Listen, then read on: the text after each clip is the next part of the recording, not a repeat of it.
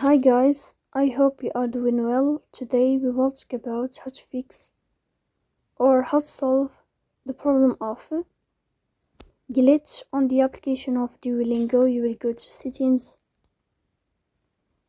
Here you will click on apps, default apps, app settings.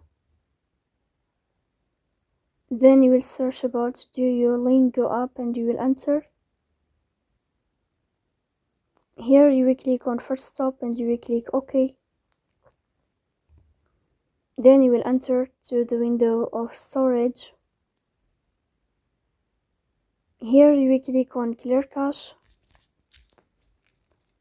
Then you will turn off your Wi-Fi and you will turn on your Wi-Fi again to fix that problem.